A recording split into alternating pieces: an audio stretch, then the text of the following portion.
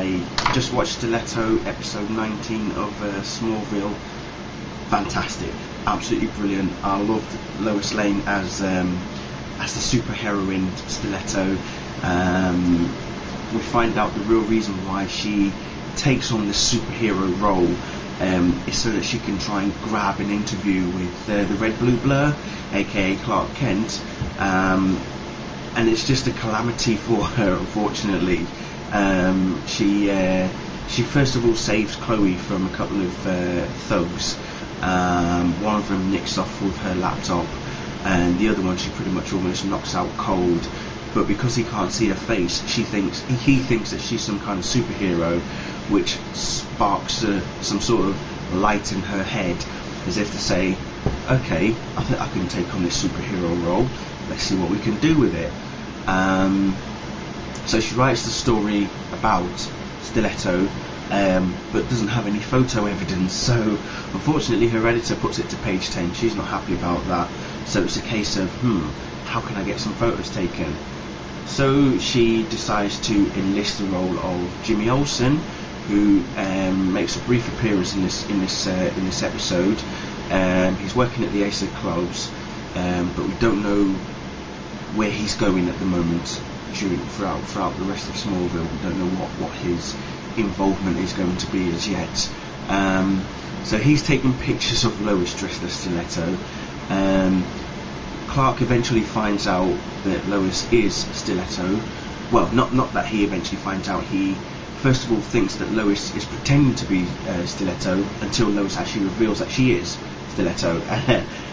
Dawns on Clark that she's actually faking a superhero to write a story. And even Chloe does the same thing as well, when Lois tells her that she's also Stiletto as well. So it's just so funny seeing her as a superhero, but God, the outfit she was wearing, how hot was she looking? Score some brownie points there for me, Erica. Lovely, loved it. Anyway, the bit that I want to pick out with this episode is actually towards the end, between Clark and Lois, where they're talking on the phone, where Clark introduces himself as the Red Blue Blur, but she doesn't know that it's actually Clark because his voice has been altered on the phone. It's the interaction, it's how they say, it's how they talk to each other, and how they kind of understand each other. I mean, obviously Clark knows Lois already because he works with her, but just how Lois responds to him in a manner of saying, look, whoever you are, I accept you for who you are and what you do, and it doesn't matter what anybody else thinks.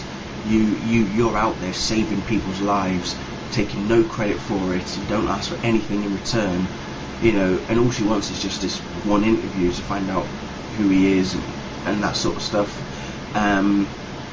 But there were so many references and connections to that particular conversation to Superman the movie.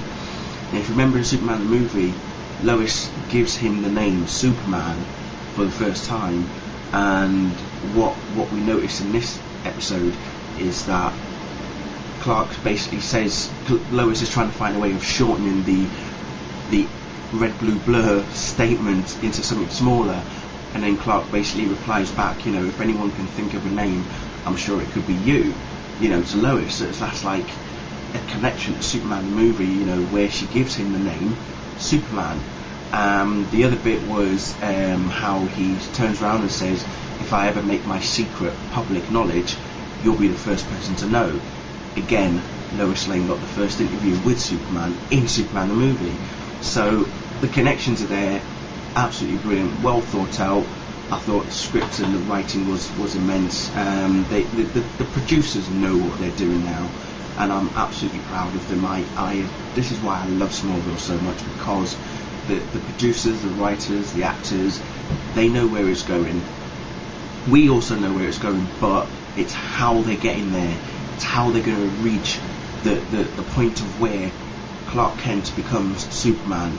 That's what they're doing. It's the journey, basically. That's what it is. It is the journey. Just a quick side note. There was a character in this episode called Bruno Mannheim.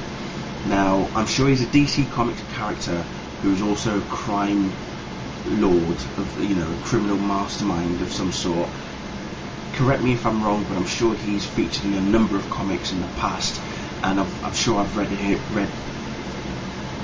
read a few comics recently that he's featured in as well. I think it was Final Crisis.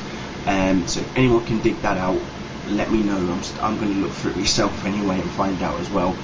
But if you are a DC Comics fan like I am, I'm sure Bruno Mannheim rings a bell for some of us out there. I know it rings a bell for me anyway. So, but as I say, overall, enjoy the episode. Lois looking hot in her outfit. Just a quick mention about Chloe though. Poor girl, she is suffering. That is all I can say. Because now she's obviously looking after Davis, keeping him locked in the basement. Well, not that she's actually doing it on purpose, but he obviously he's staying down there to hide because, as far as everybody else is concerned, he's dead. But she's keeping him down there, and it was strange because she got attacked again by one of the thugs at the beginning, and Davis, in the form of Doomsday, killed him, and not just killed him, but pretty much pulled his body bits apart. And you see Chloe taking out the trash. In terms of what I mean by taking out the trash, I mean the body parts. And she's sitting there, she's looking at her hands all covered in blood and thinking, why am I doing this sort of thing? So I feel sorry for Chloe. She's taking a really bad turn right now, and I just hope things do work out for her eventually. Things are going to get a little bit tricky between her and Clark in the next few episodes, so keep an eye out and then see what happens. Anyway, that's enough. I'm going to stop it there, just to say that next week it's episode 20 titled Beast. Be back for that one, and I shall see you all soon. Bye.